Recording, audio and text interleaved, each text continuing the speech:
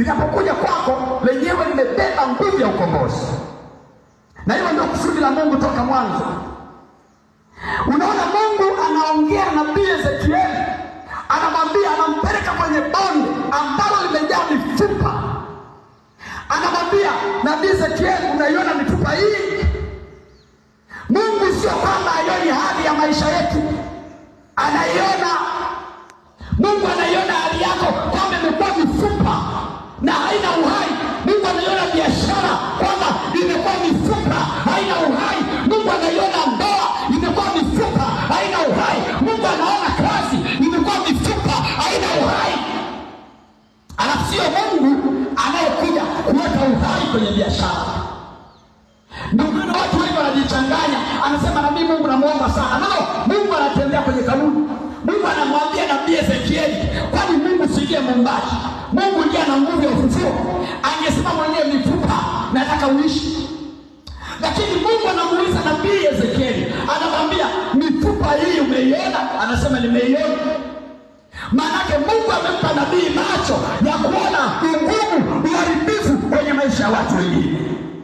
Wote ni wanadamu. Haleluya, haleluya. Anamwambia mifupa hii yaweza kuwa hai? Akamwambia Ezekieli, akajibu, Bwana Mungu, unajua wewe. Kuna mambo, kuna sababu nasema Mungu anajua. Hapana, Mungu anataka wewe useme juu ya hali yako. Ndipo nabii Ezekieli akasema, wajua wewe. Mungu akamwambia, sikiliza, najua mimi sasa ndani yako nimeweka neno la unabii. Akamwambia, itabirie mifupa, iambie maneno, iambie mifupa hii unaweza kuwa hai. Mungu yuko mbinguni anaongea na nabii Ezekieli akiwa duniani. Amemchukua kwenye ulimwengu wa roho, akamwonyesha bonde limejaa mifupa. Dunia hii tuliyo nayo sasa imejaa watu wa Mungu ambao maisha yao yamekuwa kama mifupa. Sio tu mahali pale ulipo, duniani pote watu wanahangaika. Kila mahali watu wa Mungu wamekuwa kama mifupa, na wanahitaji roho ya uhai, wanahitaji kuuishwa. Biashara zao ziuishwe, maisha yao yauishwe, familia iuishwe. Kama nampenda Bwana nisikie amen.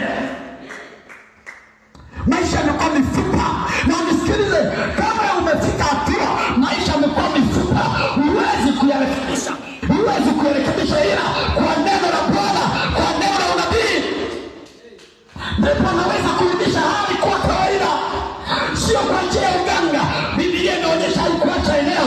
Kuna mahali inaonyesha waganga walikuwepo. Kuna mfalme mmoja ambaye alikuwa anatembea dalili juu, alikuwa ni tajiri sana. Wakati wa nabii Elia, yule mfalme amejenga ghorofa. Yule mfalme akawa anatembea, kwa bahati mbaya akateleza, akaanguka. Alipoanguka akavunja kiuno, akawa hawezi kutembea. Ndipo akatuma watu kwenda kwa mganga mmoja maarufu ambaye alikuwa na miungu inaitwa Baal-zebubu, miungu ya Ekron. Akatuma watumishi wake, akawaambia, nimeanguka, nimevunja kiuno, hakuna namna ya kupona. Yule mfalme akiangalia, haoni mtume wa kumponya, haoni mtume wa kumponya.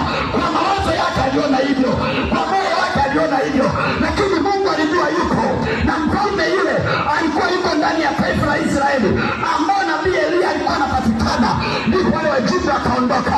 Wakiwa njiani, ndipo Mungu akamwambia nabii Elia, nenda ukutane na wajumbe wa mfalme wa nchi, kwa maana amewatuma kwenda kuuliza mambo kwa wachawi.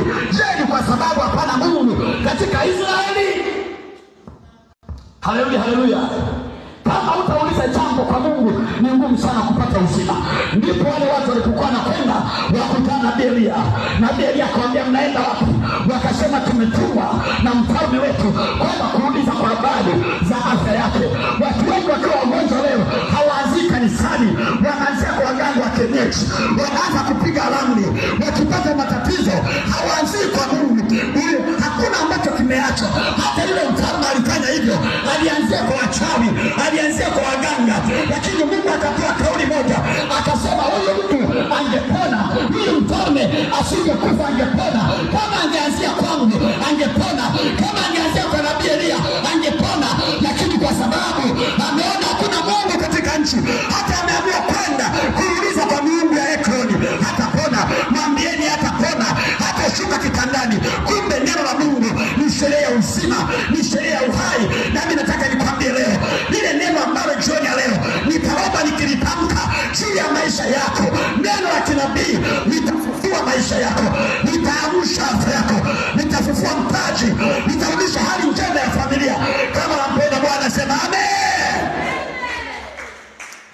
Nabii Ezekieli alitabiri, akasema, Mungu akamwambia, uambie upepo. Mungu ana vitu katika nchi ambavyo wewe huvielewi. Ndio maana usihukumu namna manabii wanatenda kazi. Wewe nabii Ezekieli ana mifupa. Mungu anamwambia uambie upepo. Kama ungelikuwepo leo, ungesema huu ni uchawi. Unashangaa tu bonde limejaa mifupa. Alafu nabii Ezekieli anasema upepo njoo. Upepo njoo. Yaani huyu mtumishi anaanza kuita upepo. Ni mambo gani haya? Mwingine angesema yeye anaita mapepo, anaita upepo. Mimi sijamuelewa. Mungu akamwambia uite upepo. Uambie upepo njoo. Wapulizie waliouawa wote. Kumbe kuna upepo. Ukikupulizia unakuwa hai. Kuna upepo. Na mimi nataka jioni leo huo upepo ambao Mungu alimwambia nabii Ezekieli auite, naomba jioni leo nitauita juu ya biashara, nitauita juu ya afya, nitauita juu ya ndoa, nitauita upepo uje kuletea uzima, uje upepo ukuletea afya. Haleluya! Rabo shakaraba sakaba. Mungu akamwambia uite upepo. Upepo ukaita, ukaja. Mungu ana vitu vinaita duniani.